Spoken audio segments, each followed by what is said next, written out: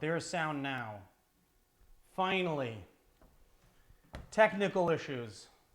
I want everyone to give me a thumbs up in the comments about whether there's sound. Let's see. There, yeah. Now everything's going crazy. Scott Richardson's here.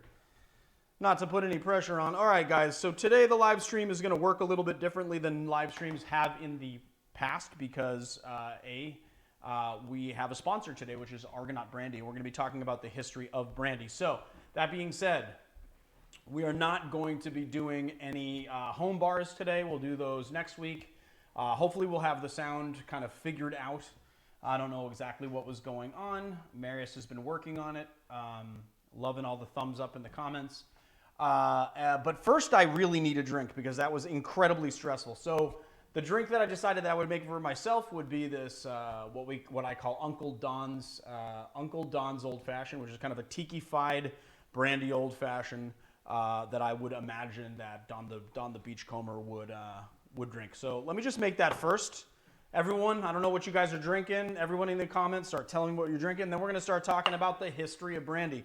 I am also going to be referencing my notes today because I took a whole bunch of notes. I just want to preface this entire thing with saying that I am a cocktail guy and I have a lot of expertise in cocktails, but I am no expert when it comes to single spirits. That being said, I know a lot about what I know about, and so I wanted to talk to you about brandy because, as you guys may have known, if you guys have been watching the Educated Barfly for a while, then you'll know that I've really kind of been deep with Argonaut for the last couple of years.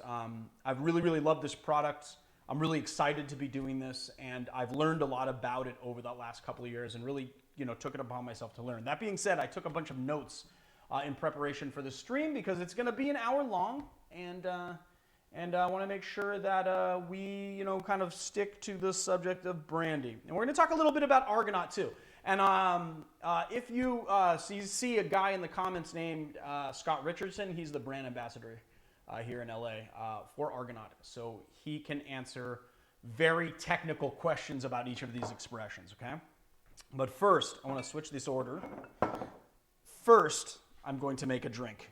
All right, so first thing we're going to do when we make our drink is we're going to take our Argonaut brand Amarena cherries. If you guys just have regular Amarena cherries, Luxardo, that's okay. Just use those. Brandy cherries also work. We're going to put one brandy cherry or one Amarena cherry into the bottom of our glass, and we're going to take one grapefruit slice in the bottom of our glass, and then we're going to just do a 1/4 ounce of cinnamon syrup. Then I'm going to do a full 2 ounces of our Argonaut Fat Thumb, which we will get into the specifics of in a little bit.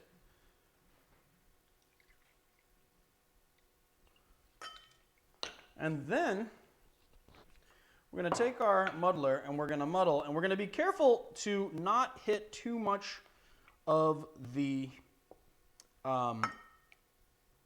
pith because that's going to impart bitterness. But we do want to express a little oil from the peels, so we're just going to lightly press. And then we're going to go get our ice.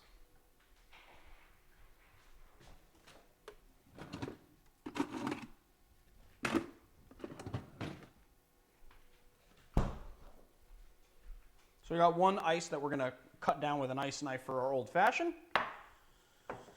And then they got one piece of ice that we're going to just chop up for the drink here. I'm a professional. Don't try this at home.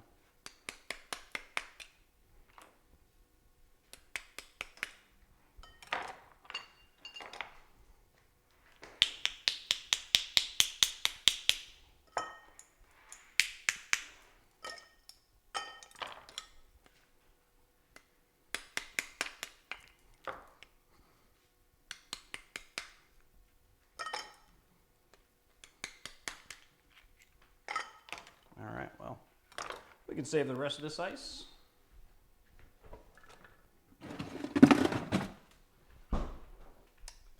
And I brought out my little mat right here. I'm just going to give it a nice to shape this ice nicely.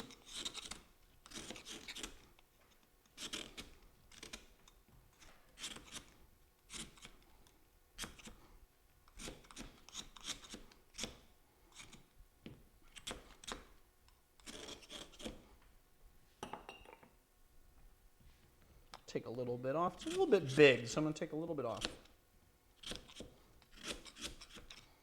the bottom here. Very good, very good. That's nice.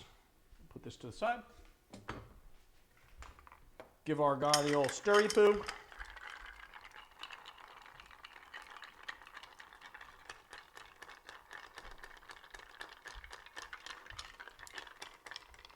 Realize that we didn't bring a strainer.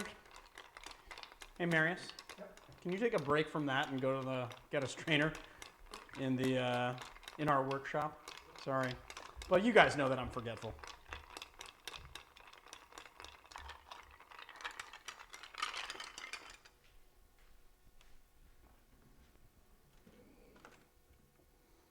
And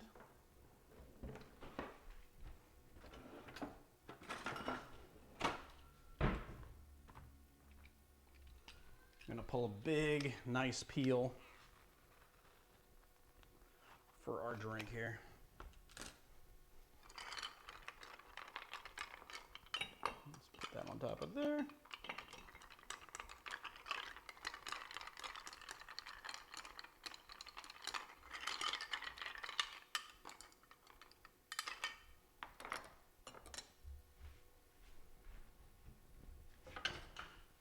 Sorry guys, the sound issue really threw us for a loop today. And Marius brought it all. Yes, thank you, sir. Thank you, sir. I need this and I need this. There we go. And then we're just gonna double strain, because we don't want to get any of those little amarena bits in there. Give it a nice fresh grapefruit zest. And then I'd put a cherry on it if I was serving it to you, but today I'm not going to put a cherry on it. All right, let's talk about the history of brandy, guys, shall we? This is a Don's Brandy Old Fashioned? This is the Don's Brandy Old Fashioned, yes.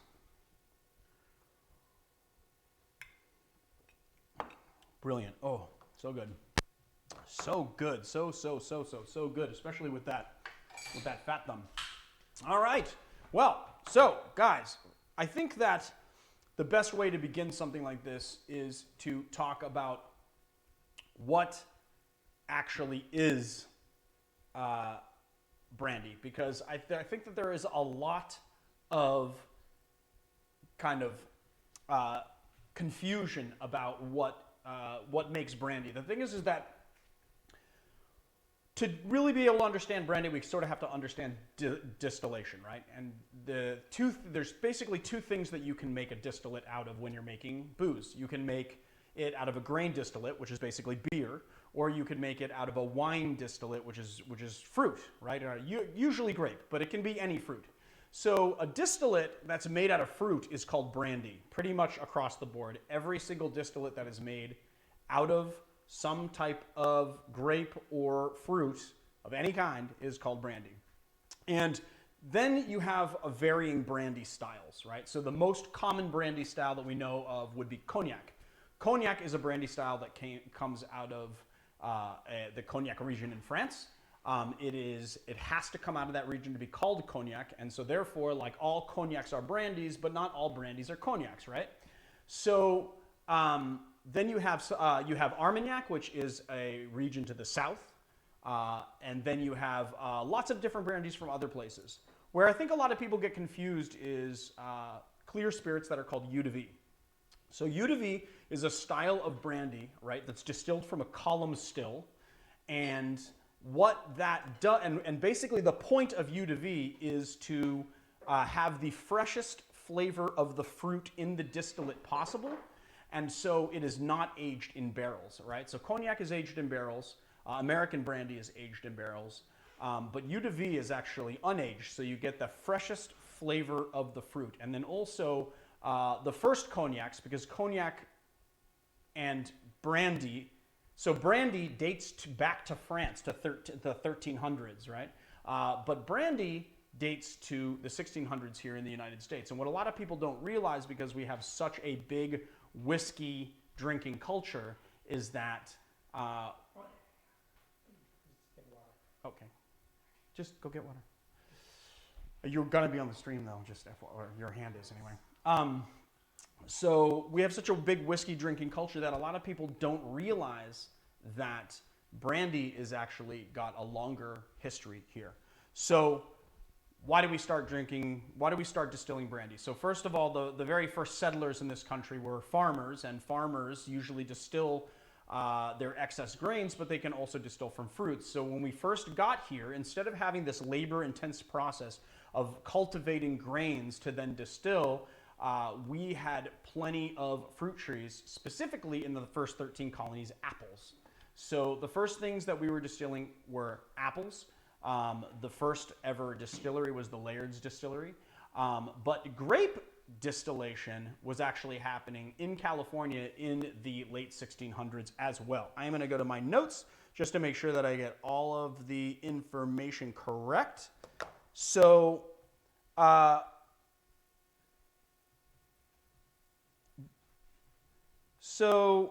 what a lot of people don't know is that George Washington was actually a massive brandy producer, and he was actually the biggest brandy producer, having 6 stills going simultaneously, 12 months every single year. And that was around 1690, 1690 to 1700s, whereas William Laird, which is a Scottish immigrant that came here, was distilling, and I think he was the very first actual licensed distillery. So grape brandy started in California in the Spanish missions of the 1800s. There was a guy named, 21 different Franciscan missions in California. All of them had grape vineyards for wine, and they were all growing wine. And so what they would do with their excess grapes or their excess wine was distill it into brandy. Luis Viñez was a guy that began distilling brandy to supply the coast because it got really, really popular. And then soon after that, Americans really started developing their own brandy style, aging in ex-bourbon casks. And a lot of this was kind of a cash crop that was kind of fueling the Civil War at the time. Another thing is that what a lot of people don't realize is that American Brandy was a very big export to Europe at this same time. So we were actually exporting our own brandy back to Europe. And then Prohibition came around. You know, we fast forward a couple hundred years, and Prohibition comes around, and it basically ends distillation of brandy, and it makes the category kind of go under the radar. And so what happens is I think that a lot of the idea that brandy is just this sort of spirit drank by old men plotting destruction, or in movies or something, or kind of a lower class spirit, was because Prohibition really destroyed kind of brandy production, and it didn't really come back. There were a couple of producers that have been producing since the 1800s that did not completely go away. Corbel was one of them. This is one of the means. But actually, Corbel is the brandy that supplies Wisconsin with like 90% of their brandy consumption. And the brandy old fashioned, right, which though the Wisconsin old fashioned kind of came about because Wisconsin was like such a massive brandy consumer, and still such a massive brandy consumer. So what I love about what's going on with American Brandy is that it is become such. Sorry, I just got completely. I was just looking at the comments. Something distracted me. A couple hundred years lands you in 2100. Okay, so 100 years. So where was I? Wisconsin. Where was I, Marius? I lost my train of thought. Went up through Prohibition. Hold on, I'm gonna go look at my notes, guys.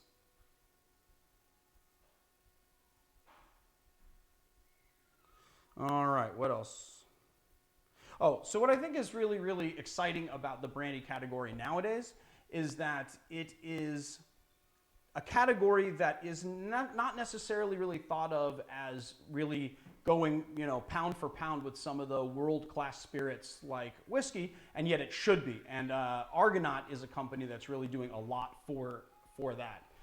These spirits are really fantastic, really nuanced, and incredibly versatile, right? And they can be used in a lot of different ways. And that's why I've been working with it for the last year or so, or last 2 years, actually. It's been quite a while. So Argonaut uses two different types of stills. They use a coffee still, which is a column still, which is a little bit faster of a way to distill, and it actually gives you a higher proof distillate. And they also use the alembic pot still, which is a more labor intensive process, and it gives you, some say for good or some say for bad, it gives you like a more kind of smooth, very robust sort of flavor profile. And then also some people say that it can leave in some of the kind of flavor causing impurities. So that is the oldest type of distillation. They do a blend of those. And what's great about just Argonaut at all is that on the back of the label here, you can see that they have these, they basically have a chart that shows you what percentage of what's inside this bottle is alembic pot still or a coffee column still. It tells you how many years old it is. It tells you what percentage is in there, and it will tell you what the grape varietal is. So it's a really kind of ingenious way to show you how, to really just to lead you to understand what is in the bottle and sort of how it tastes and what you're tasting. What else? Hold on, guys.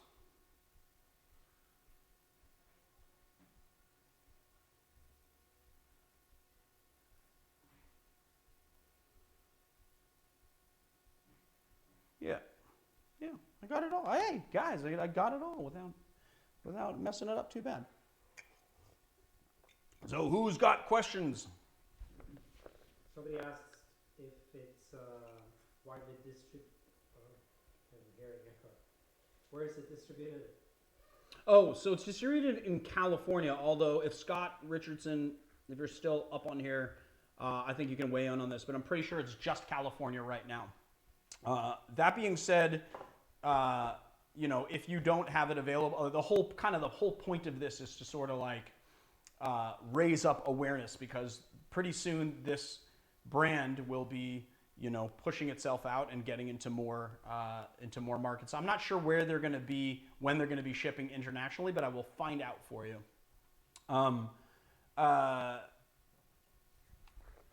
What is the youngest age of the brandy? So it depends on what bottle you're looking at, because they're all different. In the Fat Thumb, the youngest age in here is 2 years old, and that will be a column still. 2 years old, but it goes all the way up to 16-year-old brandy, and then a bunch of years in between.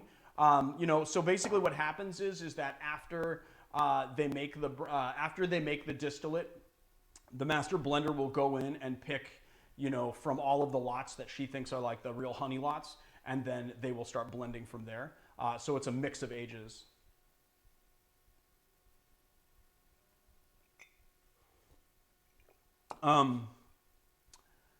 The thing is that, I don't know, so what else we got? Scott Richards and lots of us on the East Coast will be excited when we can finally get Argonaut, yeah. Well, somebody wanted to know the difference between the three bottles and also the tasting notes. Well, honestly, guys, I was gonna plan tasting notes for another time, but we can go there. Do it again. We can do it twice, yeah, why not? Is there an age limit? What's that? Is there an age limit to be called brandy? No, it has not age. No, I don't think that there's an age limit for something to be called brandy. No, because like U to V, which is basically unaged brandy. It's still brandy, but they call it U to V because it's not barrel aged, and to sort of give it a differentiation between like aged brandy, which is so basically like Argonaut ages in ex-bourbon casks and French Limousin oak barrels. And then like a U to V would still be brandy, so there's no aging requirements for brandy.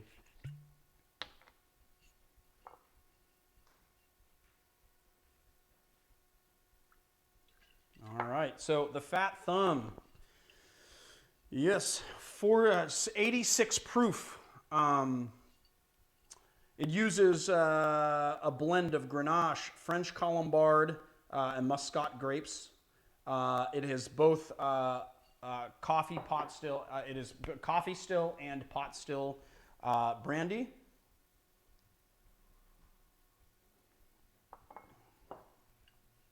The ages of the brandy range from 2 years to 16 years in this bottle.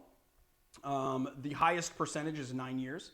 And you know what's great about this is because Argonaut is using ex-bourbon casks for their aging. You know, I've heard a lot of people call this sort of like the bourbon drinker's brandy. What I love about it is actually it's a very easy to sip, and it's very easy to put into a cocktail, and you can do both, and it makes sense, you know. So the tasting notes on here are going to be like very similar to whiskey in that. Okay, you got a very fresh, kind of acidic sort of grape right on the front. Then you've got vanilla notes. You have caramel notes. There's a little fig in there. It's not hot at all. It's very easy to sip. It's got moderate sweetness on the back palate, and it's got kind of a medium finish, I would say. So let me wash my palate. Wash the glass out.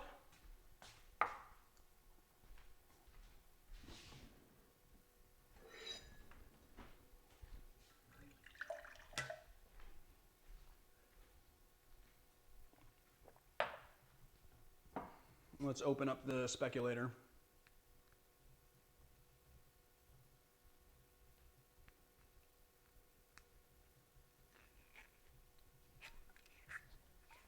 So speculators coming in at 86 proof as well.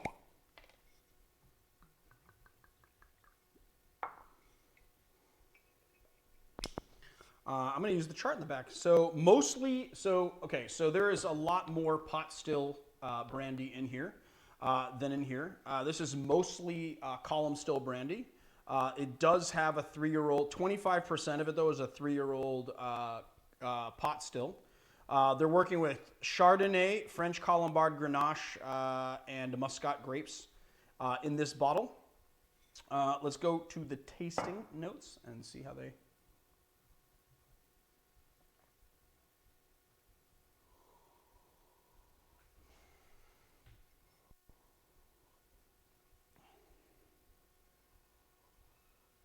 I'm going to pretend I didn't see Scott say baked apple pie on the nose, because now that's all I can smell.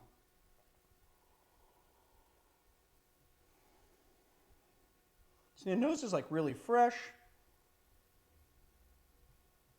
I'm picking up a little vanilla, apple, moderately acidic.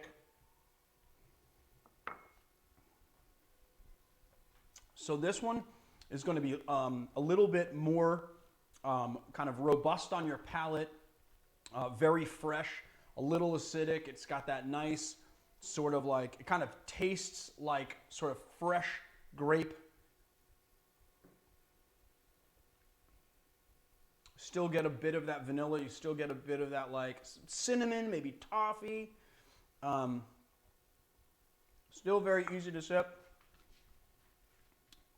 God, I just really, really love that brandy. I mean, brandy has become something of a...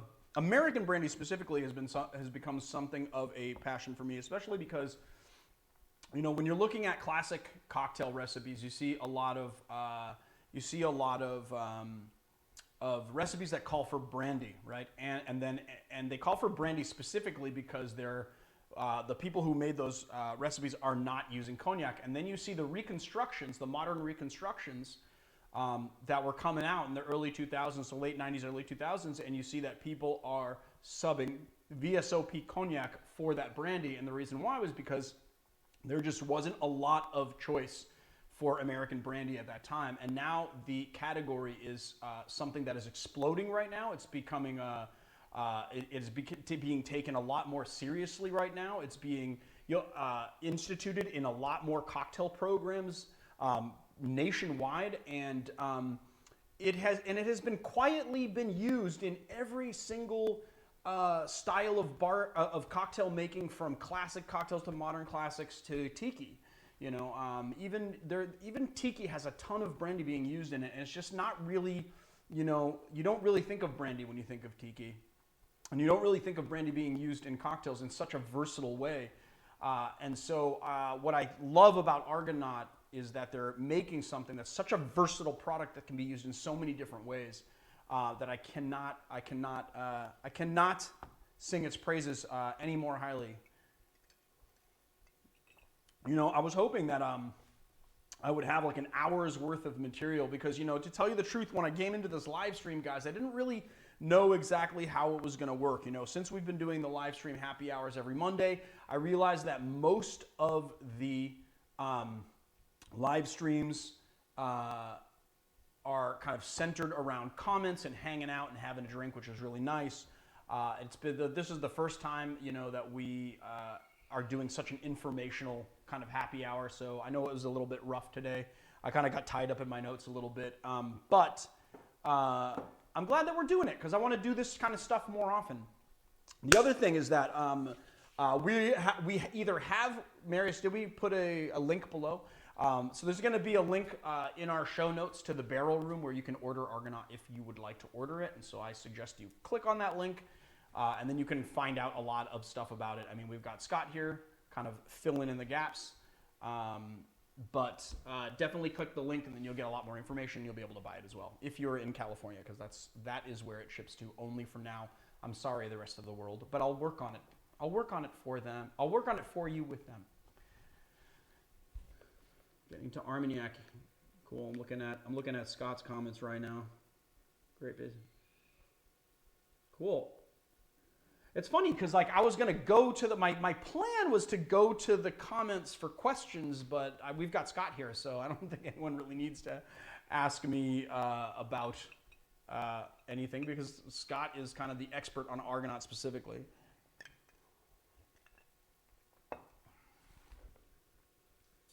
No, I'm drinking a brandy old fashioned with cinnamon syrup. Basically, I did like a tiki-fied version where where I crushed up an amarena cherry along with a grapefruit slice and then a quarter of an ounce of cinnamon syrup. And it goes fantastically well with the Fat Thumb. Fantastically well. So you should definitely check it out. I'll have those recipes below as well. I also posted the recipes on Instagram today when we were kind of doing the run up to this. Okay, I pinned the Barrel Room. Cool. Barrel Room has been pinned. It's just thebarrelroom.com/brandy. Cool. Well, they gave. Well, talk about it later. We'll put other links in the bottom. Yeah. Do you have any notes on Spanish brandy? Living in the Dominican Republic, where selections can be limited, picking up a bottle of El Fundador. You know, honestly, I have not messed with Spanish brandy all that much. You know, so I don't know if I can really speak to it, but brandy is a category that I am taking a deep dive on lately. You're going to see it a lot on the Educated Barfly. So I will get back to you on it. Absolutely. Yes, working my way through it is a good way to put it there, Scott.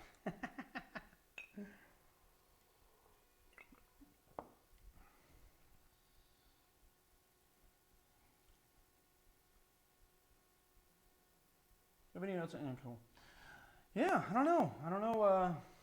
We talked about all the 3 different bottles. Oh, so the Saloon Strength is actually a bottle that I brought this out, especially because there's a lot of bartenders and stuff out there. But this is not a bottle that is that it's available to bars only at the moment, I believe. Scott can tell me if I'm wrong. But this bottle is an overproof version, and it's this is what I love to mix with because I love overproof spirits. I think that they go best with cocktails, honestly, because you get such a nice,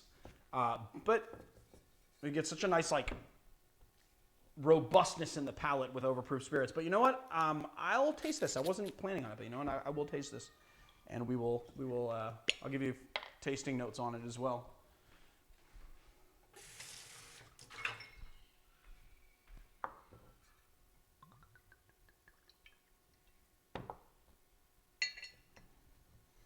So,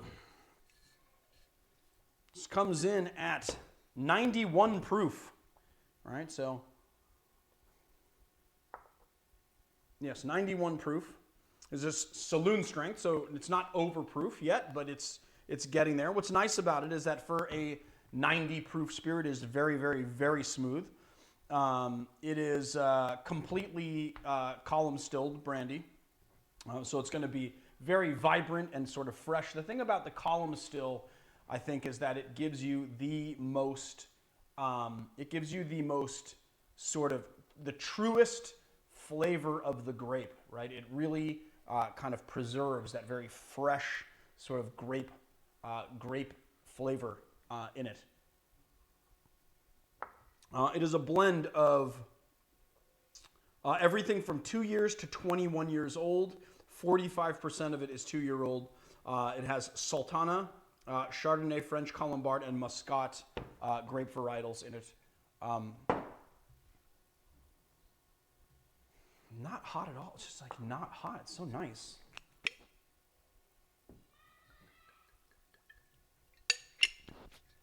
I'm going to tell you right now, it's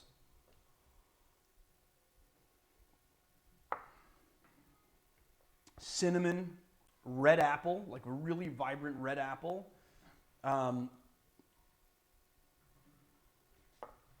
Caramel, vanilla.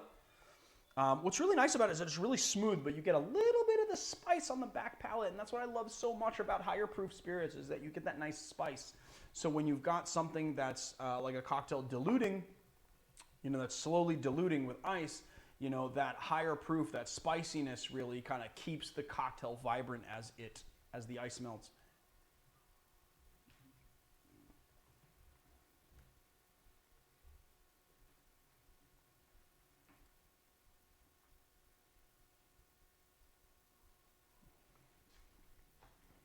Yeah, I'm going to say cinnamon, vanilla, caramel, red apple, super vibrant.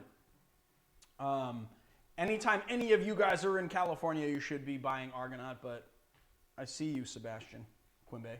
I see you. And cheers from Los Angeles to you, Gruvald Ottensen from Oslo, Norway. Got a lot of Norwegians on this channel, Marius. There's a lot of Norwegians that I wonder if you have something to do with that. Coincidence, probably. You think so? I don't know. Drink a lot. Yeah, I mean, if I lived in a country where it had harsh winters, I would also drink a lot. Right. But what's funny is that Norwegians drink a lot, but the alcohol laws are very strict. Yes, Yeah, like government stores, right? I mean, there's a lot of states that actually do that, kind of government regulated stores, and Canada's the same way. But I just think it's funny for a people that drink a lot.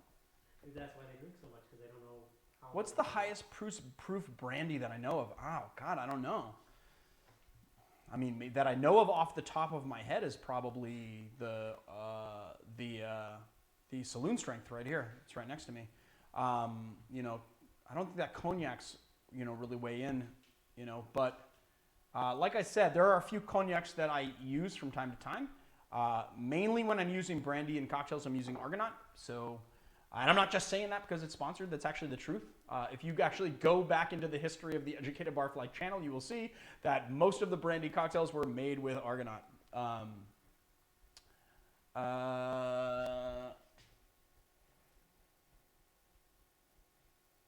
Draven. Well, there you go. That's what the barrel room is there for, my friend. Scandinavian countries can't get alcohol that's higher than, I think, 55%. A lot of Scotch whiskey can't be illegally sold there. Oh, is that true? Oh, man, that's crazy. That's a bummer. But then I got to tell you, though, that after a certain point, there are certain, once you get up higher than, let's say, 60%, you're blowing out you're blowing out your palate. Like you're not really tasting very much after that. You take one sip, it destroys all of your taste buds, and you're done. So, quite honestly, anything over 100 and like 114 is like, you can taste it once, and then you're not tasting anything. So they're not really missing out that much. Is I guess what I'm getting at.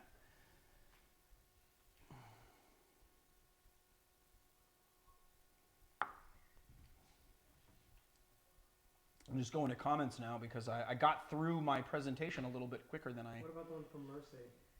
Huh? Which one would you recommend from the three for sipping? Here's the thing that I like about Argonaut, guys, is that all of these are really good for sipping. And they all fulfill kind of a different thing. I will say that I use the saloon strength most for cocktails. And then there are certain cocktails that I do with the speculator as well. The Fat Thumb is sort of like that would be my choice for a nice sipper. It's got a lot more percentage of pot still brandy in here, and that pot still is going to be really, really, really, really complex in character. So it's going to be smoother. It's going to be like rich and kind of creamy and buttery. So I'm going to go with the Fat Thumb for sipping. Although I will say that the speculator and the saloon strength you can sip, and they're really good. And that sort of caramel apple flavor that you get from the saloon strength is fantastic to sip on its own. But if you want something that's really rich and sort of luxurious, I would say the Fat Thumb would be your bottle right here. Today, I have a bottle of Fat Thumb. I picked it up for your video suggestions that I haven't used yet. Well, here is a cocktail that we did right now that Mr. Tenacious Tim Gaming that you can... you should have cracked it open and made the cocktail. I mean, Marius is like, we're just like this today. Not always, but like this today. Did you say the one from Scott? Yeah, if you like the Gold Rush. Cane sugar or rum, blue agave for tequila. Wait, I started watching the stream a few minutes ago, and you said that there is two different distillation, grain and fruit. But what about cane sugar for rum or blue agave for tequila? Yes, okay, so those distillates, yes, those you can definitely distill sugar cane juice, absolutely. Very true. And then also agave, I guess wouldn't fall into the fruit category either, so you're right. But I was just trying to kind of simplify when I said that, I was trying to simplify, You're talking about brandy specifically, no? Well, no, but I was saying, like, when you distill, you can distill from beer or you can distill from wine, right? Which is basically just to sort of like simplify the process. That being said, that's right. Rum is made out of sugar. You wouldn't call that beer. You wouldn't really call it wine either. Anything that can be fermented actually can be distilled. But what we're talking about is most distillates come from grain or wine. So, brandy is going to be what comes from fruit juice, right? Fermented fruit juice. And then a lot of other things, whether it's gin, vodka, whiskey, all of those come from a grain. And so that would be like a beer. I was just trying to kind of like simplify and then sort of make a distinction between like whiskey, vodka, gin, and your brandy. But you're right. Absolutely 100%. I wouldn't put agave into the wine category, and it's definitely not a grain, and then also sugar is obviously not wine or grain either, so you got me. But, and thanks for, clarifying. I just left two spirits out of the talk, I guess. For the guy from the DR here, I ordered a bottle of kind of Mama June to send in. Oh, Cool. I don't know. Can you send it in? Okay. Well, that was cool. I'd love to try it. Dominican Republic? Yeah, it's like lots of grapes used in all expressions, including Grenache, Cab. I'm gonna stop reading Scott's messages because they're like supporting, which is really nice. I like it. Except I'm glad he that asked- Scott's here. I think he asked you, Scott Richardson? or he asked somebody if you could like the Gold Rush. But maybe he asked somebody else. I don't know. If they like the Gold Rush? Oh, I didn't mean to. I wasn't gonna make the Gold Rush in this thing. I just put the Gold Rush up for people who didn't want to drink an old fashioned, and they wanted something. Blending grids on the back to show everyone the transparency per expression of the bottle. But Scott, also, what's great about this, about the blending grid on the back is that it also kind of sort of educates people into what they're actually tasting, which is what I really like about it. Is that like you taste it and then you see like the different ages, you see the different percentages of ages, grape varietals, and stills, and then they have like a very good idea of what they're drinking, which is like, it's the most transparent than any, like, do you know of any other spirit that is, like a spirits company that's that transparent about their distillate? I can't think of one. What's up, Triple Cap? Thanks for tuning in. Can we get a closer shot of the blending grids? Honestly, we're not doing 2 cameras today, but I will tell you this, guys. I'm doing a couple of different I'm doing a couple of different videos on We can. what you want to. You're gonna okay. Marius is gonna, I guess, do it for us. We're gonna do a couple of different videos on Argonaut specifically, and on Brandy. So you guys will see it. But here, Up and down. Okay. I'm gonna Marius is gonna I don't know if you guys can read that, but We have a prime lens on the camera right now, so we can't zoom in. I don't know if they're gonna be able to see that, man. no. No, they're not gonna be able to see that. Don't worry, guys. I will. If nothing else, I can post it on Instagram. But oh, that's pretty good, actually. Now that I'm seeing it 30 seconds later, it's pretty good. That's actually pretty good. We have a prime lens on the camera, so we can't actually do like a real zoom in on We'll the. be up with multiple cameras and the whole thing soon. Yes, we're actually very close to being up with multiple cameras and everything. And so as a result of that, we will be able to switch in between cameras and have a very nice presentation. Actually, we've come a long way in the few weeks that we've been doing this in quarantine. So let's see. I can see the lint on your shirt. Do I have lint on your shirt? I think you just wanted me to look down at my shirt. Day 3 of dry week here. Whoa. Well, I'll see you next week, Grizz. Oh, Marge Foyle. Well, why'd you change your name? To the tribe. Bad week for dry week for me. I'll do it on my own next week. Well, this video will be up for you next week as well. And then you can watch me kind of go through the whole thing. I am going to be doing a more produced version of the sort of history of Brandy that goes into a little bit more detail. I sort of glossed over everything. Not really glossed over, but I just wanted to pick the main points. Like sort of, kind of how, Brandy became sort of this obscure spirit that we don't really know much about, and we don't really talk very much about. And also it's a spirit that I think in complexity, if done well, it rivals whiskey. And yet whiskey has taken all the glory when it comes to, kind of spirits in this country. Bourbon particularly has taken kind of a lot of the glory, but, something like Argonaut, Brandy, which this company that's just making this really, really complex distillate that everyone should be tasting. It's a complex spirit. So I'm glad that we're doing this. But I will be going through. This in a future video and in more detail. What's up? March asks for Tiki Bitter brand. Bittermans. I mean, Tiki Bitters. So I put Tiki Bitters in the Instagram post, but Bittermans is the only company that makes it. It's called Animaluque Tiki Bitters. It's by Bittermans. They're a company based out of Boston, and they make a really nice, they make a bitters that just has distilled down all of the flavors of tiki. You know, you've got like spice and tropical notes, and it's very nice. The French from my mom's side in me is down with brandy that's not just the Cognac region speaking.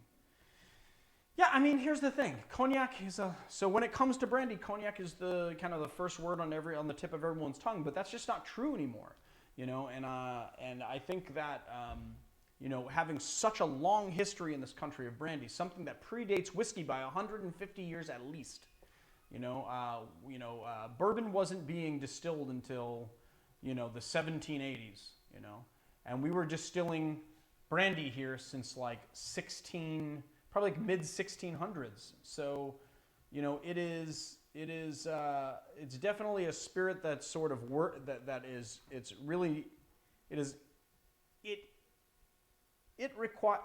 I think that everybody should just respect the spirit so much and learn more about it so that we can, I don't know, so that we can make more drinks with it and know more about something that should be on the tip of everybody's tongue at this point.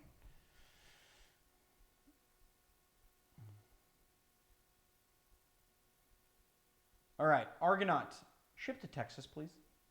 I just did. I just told them that for you, Philip. Yes, you should be making the Don's Old Fashioned, for crying out loud. Oh, I like that. Yeah, that bitter cube makes really great bitters as well. Yes.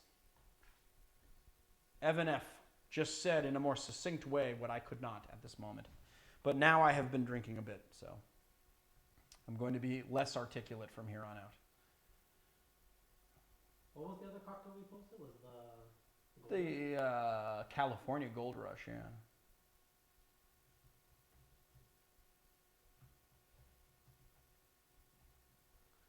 I agree, Todd. But that's the thing, is that like it's an underrated spirit because it just gets washed under this wave of whiskey in this country. The thing is that most spirits are sort of thought of less than whiskey because whiskey has such a presence in the United States. But you know, this is actually more a native spirit than whiskey, even though whiskey, by an act of Congress in 1960, what was it, 1967 or 1963? 1963 was kind of voted by Congress or like an act of Congress said that whiskey was the native spirit of this, or bourbon was the native spirit of this country. Honestly, I think that brandy really is the native spirit. We have been making it before anything because we were able to pick fruit off a tree far easier than we were to process grains and then distill them. Gold Rush for Marius. We're going to make the Gold Rush for you? Is that what you're asking, Darren? To make the Gold Rush for Marius? For me, I have to drive home. Yeah, he's got to drive home. He's actually... So Marius, today we did here's the thing. A lot of the reason why we had complications in our stream today was because every time we add a new variable, it messes everything up. So up until now, we have been doing a remote setup. But now, even though we're still practicing social distancing, we have Marius in the room now. So Marius is about 9-10 feet away from me at a table with the laptop. And every single time we change that variable, then something gets messed up. So, you know, I've been setting up since 5 o'clock. So it's a 3-hour setup for a 1-hour live stream. And we even needed even more time because we were 15 minutes late or something like that because of this whole sound issue. But do you know who used my headphones last time? But it was under your supervision, though. It was under your supervision. Marius seems to think that I have some sort of electromagnetic field around me that destroys electronics.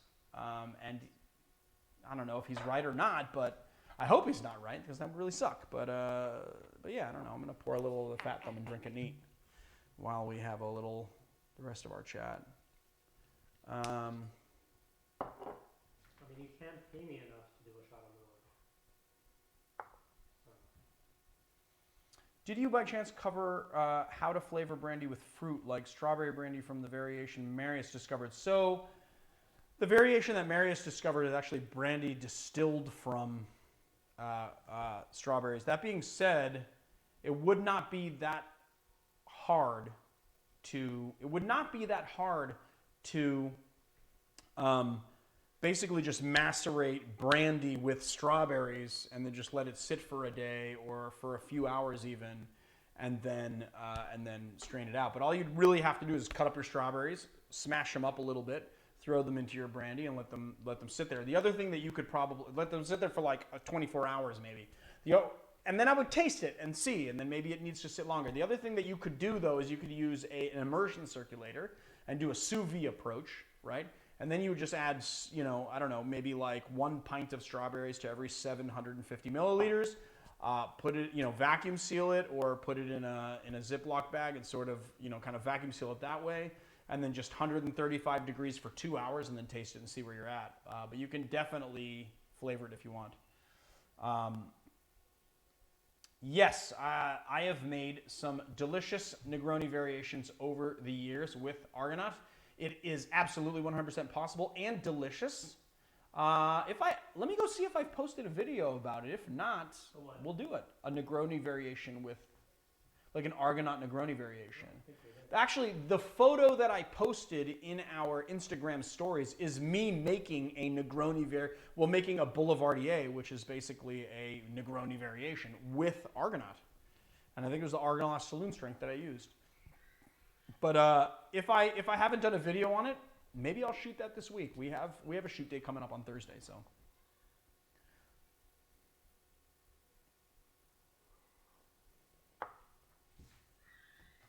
Worth purchasing for a home bar? Are they any sure markers of quality?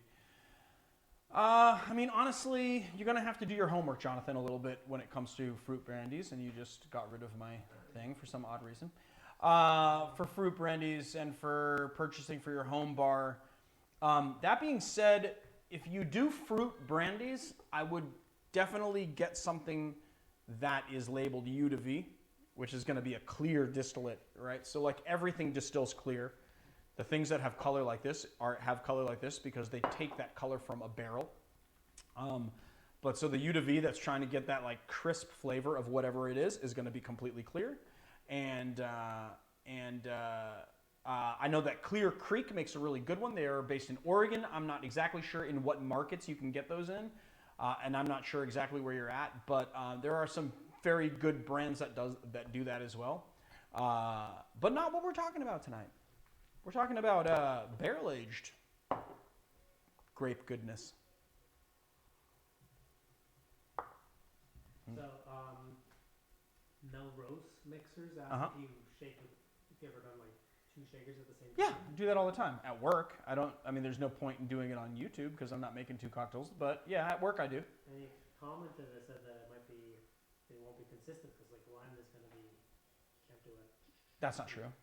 No? No, it's not true at all. You could go like this. And then you're just doing the same movement with both hands. Okay. There you go. I mean, do you guys want to see me do that? We'll do it in another live stream. Not today. Not today, people. If anyone's in Washington State, there's a wonderful distillery. You should make, oh, there you go. Grand Classico would be brilliant for a Argonaut Negroni.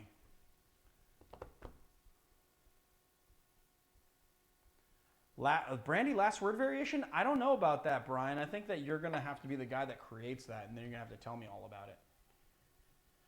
I love apricots. What apricot brandy companies? I mean, there's a couple. There's a couple of people who make apricot brandy. Marie Brizard makes apricot brandy. Who else? Rothman Winters, probably.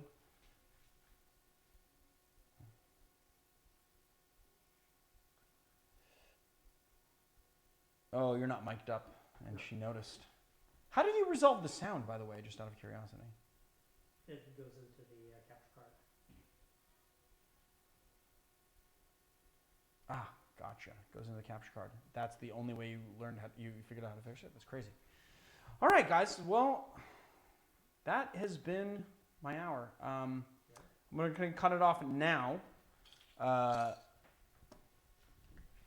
want to apologize for the very late and crazy start that kind of threw me for a loop, which caused kind of a rough live stream in the beginning. But I hope you guys learned something about Brandy. I hope you guys learned something about Argonaut. I hope you guys are all converts like I am at the end of the stream. And yeah, I don't know. I'll talk to Scott later, and you know, we're going to be planning a couple of more things with Argonaut, so I hope you guys will tune in for that. We're going to be doing some regular videos and another live stream. We got to figure out what that live stream is going to be. And yeah, I don't know. Oh, yes, Darren, thank you. So here's the other thing, a little piece of business that I wanted to do before, but because everything got crazy with the sound, I didn't even think about it. But so Darren, right, which is here, Darren Orange, which is here in the comments, is our wonderful friend of the show and then also a viewer, created a Discord. So basically, Discord is a kind of a community, not like Reddit, but kind of like Reddit, where it's like, yes, it's like, yes, I do actually have Slack. I use Slack we were using Slack at work, actually. So kind of like Slack, but basically you guys can go into the Discord, become a member, and then chat to each other about everything. I think that Chris Twiggs and Darren Orange are going to be doing like an after stream happy hour.